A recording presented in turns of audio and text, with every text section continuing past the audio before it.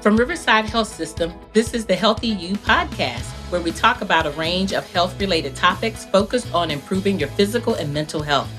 We chat with our providers, team members, patients, and caregivers to learn more about how to maintain a healthy lifestyle and improve overall physical and mental health. So let's dive in to learn more about becoming a healthier you.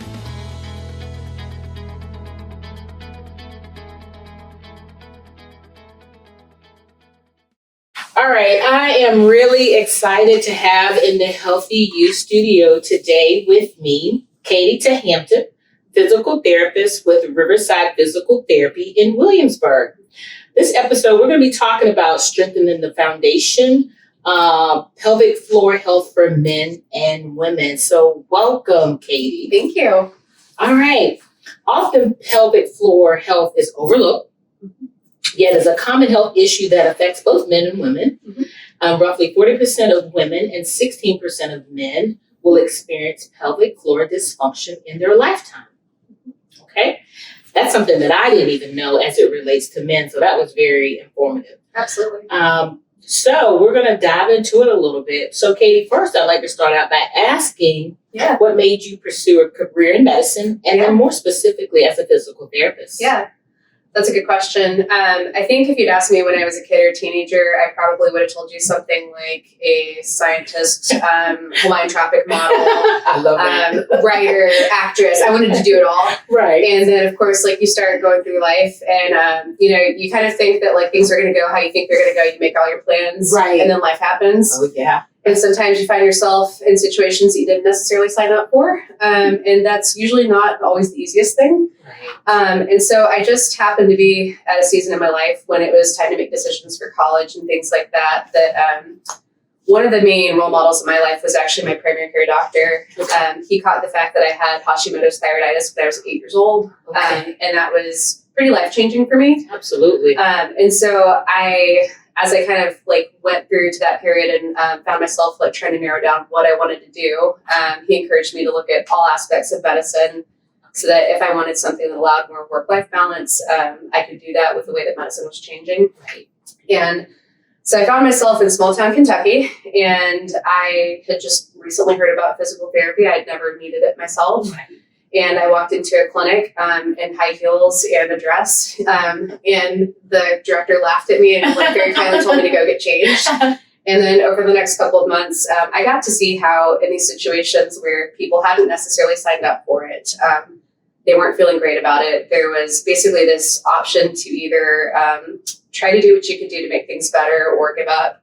That people were able to, with the right guidance, actually find ways of help heal themselves. Right. Get back to normal living. Exactly. That is. And so, and you got to be a part of that empowerment, that hope, to be a part of a medical team that was all working for the same goal. And you got to see on a weekly basis how people get there.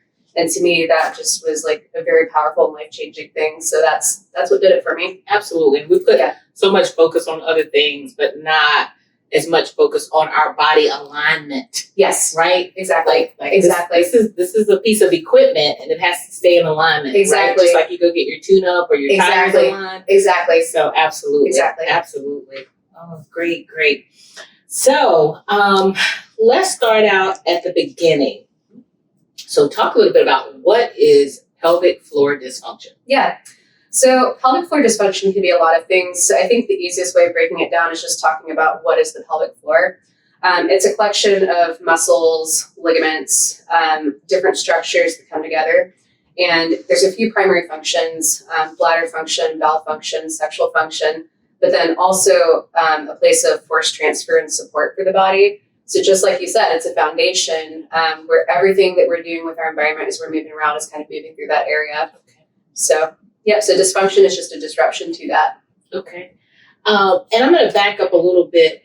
So is there a special niche in physical therapy if you want to be in this particular domain or aspect of physical therapy? As of now, that's mostly how it's treated. I think there's more entry-level programs that are at least giving a brief overview of what this looks like. But if you do want to specialize in it, there's certainly coursework that you can go down, and there's a variety of that, which is what all of us on our team have done. So it's like post-training after you finish your initial education as a physical therapist. Exactly. Become licensed. Exactly. Okay, very good. Yeah. So you started to address this, and I think we often associate like pelvic floor dysfunction as something women struggle with more often than men. I myself, as a healthcare professional, really never thought about the contrast, right, to that the male part. Can you talk to us a little bit about that myth and the prevalence of pelvic floor dysfunction in both men and women? And what does the male presentation look like compared to the woman? Because anatomically, we have different organs. Right? So, exactly.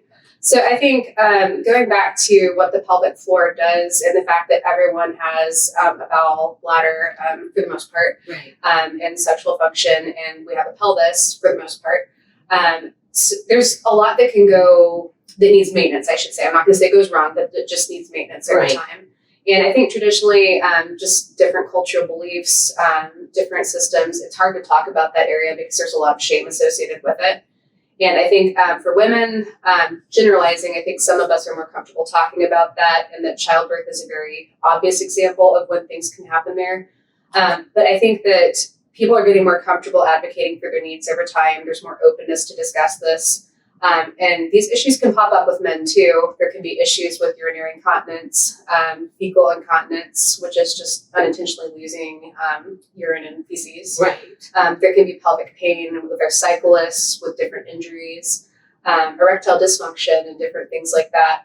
And so I think as health literacy improves in general, and there's just more equity in care, people are aware that it's an option. And with our aging population, one of the great things is that, overall we're living longer, but then that also means that there's more maintenance needed. Absolutely. And I think for men, it's just good to know that your prostate will get bigger over time. And sometimes there can be issues associated with that if that tissue needs to be addressed. There can be anatomical changes that it's just harder to control your bladder. And then with aging, with muscle mass kind of declining in general, it's just harder in general to maintain our strength. That's where we can come in and help with things with quality of life. Okay. Does it often get misdiagnosed in men just because of other things going on with the prostate and age? Yeah, it can. And certainly sometimes I think that one of the things out there that floats around is that it's always like a muscle issue. Sometimes it's not just muscles that we're addressing when you come into physical therapy. Sometimes it's education with working around structural changes. It's kind of taking a step back to look at where we fit in the care team and just making sure we're really going over those basics because we have the time to do it. Of what does diet look like? What do our lifestyle habits look like? What stressors are present in our life? It's just this really good intersection of let's back up and look at the bigger picture. Okay. In women, is it more common because of childbirth? So childbirth is certainly a risk factor for pelvic floor dysfunction. Because of all of the things that occur during childbirth. Delivery. Not all women deliver, but just from carrying a child. Absolutely. Is that one of the reasons? Can you talk a little bit more about that? Absolutely. So I think just understanding everything that goes into how a body accommodates pregnancy. You have a big release of hormones that relax all the ligaments in our body. You're carrying, hopefully for most of us, like an increased amount of weight throughout that pregnancy. That is a load for those muscles to carry, and then they're actually behaving differently because your ligaments are oriented a little bit differently. And then you get to the actual birth experience, which can be vaginal, cesarean. And there's things that can happen that, again, will just kind of challenge that tissue in different ways. And so for some people, they walk out of it pretty easily and there's no dysfunction. For other people, pretty immediately you're starting to see changes in how they're living their life. We're here to help with all parts of it. And then I know also sometimes you'll see your hips become more broad after childbirth. So that's major shifting in what your bone structure looks like. That's your feet change. I would say there's things like, this is nerdy, but even how much your ankles bend and all that changes permanently after having kids. There's some really big changes. And so I think it's one of those things that if you had a sports related injury or something else where you knew that there was a big change in how your body was actually put together, you'd probably go get it worked on or at least looked at.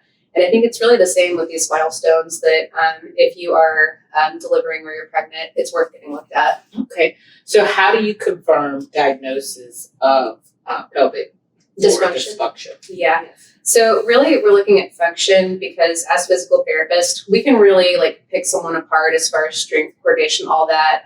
We can find an issue if we look hard enough, but it really comes down to, is there an impairment with their quality of life? Is going to the bathroom becoming disruptive to what they need to do for the day?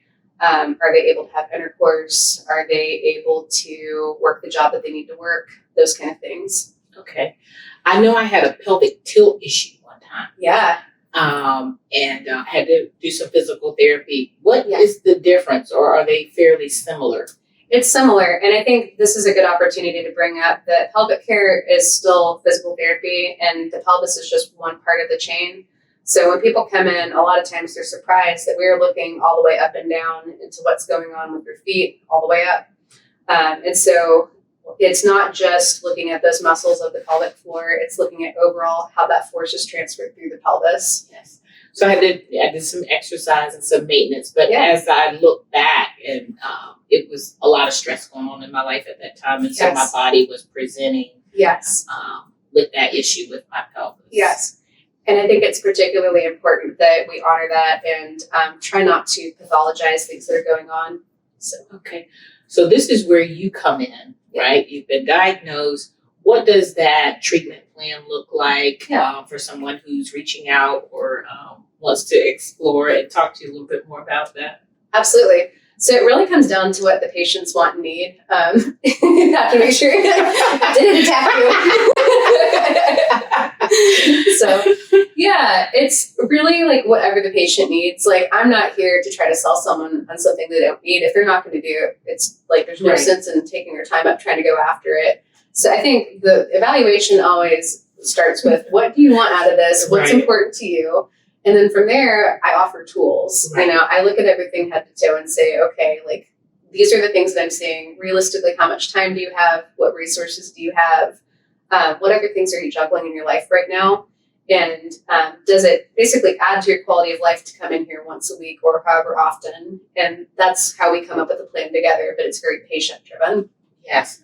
And I know there was a lot of exercises that I had to do at home, and I had to be kind of committed to do it. Not kind of, I had to be committed to doing those things, and then it resolved over time. That's awesome. Yes. So it sounds like you did your exercises. I did my exercises. That's awesome. I had to make a plan to do my exercises. Absolutely. Sometimes there's some confusion around chiropractors and physical therapists. Yeah. Can you talk a little bit about the difference in the two? Because I know they deal with some adjusting and some aligning as well. There's definitely a lot of overlap. So we can do joint manipulation as physical therapists. It kind of varies state to state on what's part of our practice act. Yes. A lot of the tools are the same. The underlying theory can be different, and the way that it's actually implemented is different. Traditionally, our founding came from the fact that we got our referrals from medical doctors. Okay. And so, very good. Very good. One of the things that we continue to want to reiterate on the podcast is the importance of appropriate nutrition and exercise for overall health. Yeah. In this case, healthy diet and an active lifestyle make a difference in PFD symptoms. Yes, absolutely. And to build on your analogy of kind of like car maintenance or vehicle maintenance, you can't expect to put maple syrup into a car and get something that functions well out of it.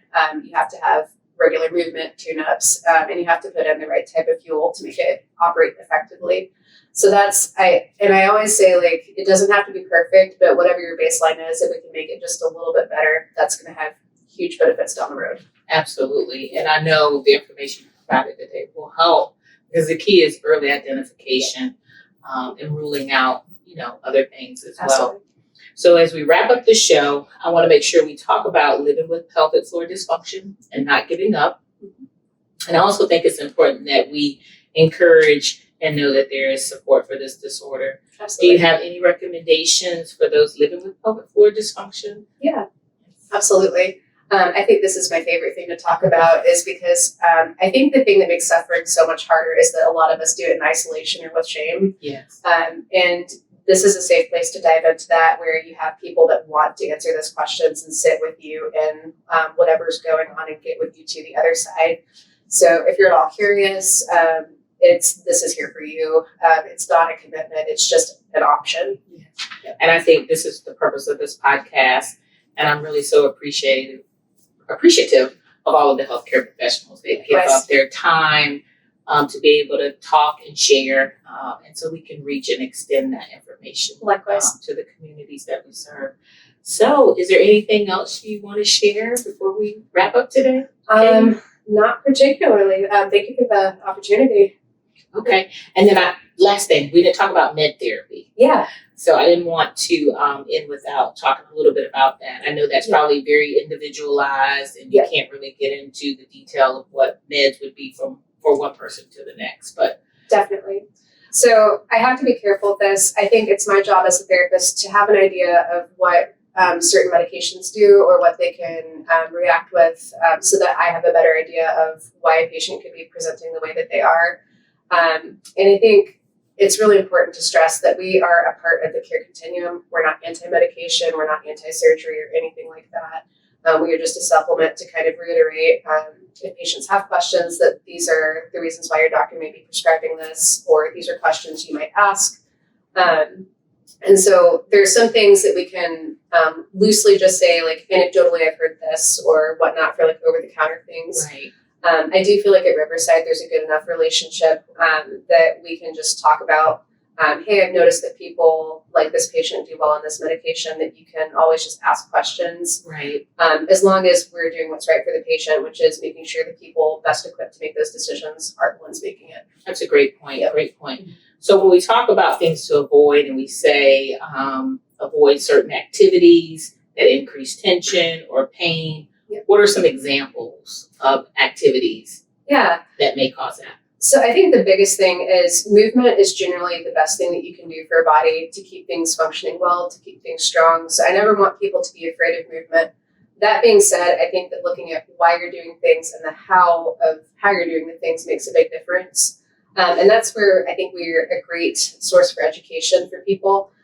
In general, I'd say, if you're having more than a little bit of soreness that's lasting more than a day or two after doing an activity and it keeps happening, it's time to kind of re-examine that and see, like, can we make this better? Right. See someone, right? Exactly. Yes, absolutely. Yeah. And then, of course, always drink plenty of water. Yes. And I know I have a plan for that every day, and that's a work in progress, but that is so important. You're doing great. You're doing the work I said. And then follow a meal plan that's healthy. So you want to talk just briefly about those things? Yeah, absolutely. So different bodies need different things. I think just loose recommendation is if you can find your body weight in kilograms, just convert that to ounces. That's roughly how much fluid you should be consuming daily between food and drink. So if you're not someone who loves water, you don't have to become like a water fanatic. Just add some fruits and vegetables. Try to put things in your body that aren't going to irritate your bladder, like alcohol, caffeine, artificial sweeteners, carbonation, things like that. Really acidic things as well, right? Yeah, absolutely. Yes, and absolutely. That's perfect. Yes. And that's with nutrition. I would say, like, when you're in the grocery store, if you could just avoid things that are boxed or bagged in general, just stick to the fresh stuff as much as possible. Okay. There are some pelvic floor diagnoses that there will be a little bit of nuance to that.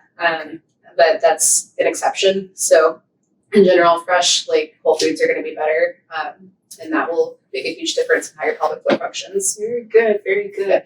So Katie, if one of our viewers wanted to reach out to you, can you tell them how they can contact you? Absolutely. So my email is my first name and last name at riverside.com or ridhs.com. And they can always just give our clinics a call, and either me or someone on our team can help them out. All right. Yeah. Katie, thank you so much for taking time out of your busy schedule to join me today on the podcast and sharing all of that invaluable information. And to all of you listeners, thank you for listening. If there's a health topic you're interested in learning more about, please email us at riversidestrong, one word, at rivhs.com. Thank you, Frankye. Thank you, Katie. Thank you for listening to this episode of Healthy You. We're so glad you were able to join us today and learn more about this topic. If you would like to explore more, go to riversideonline.com.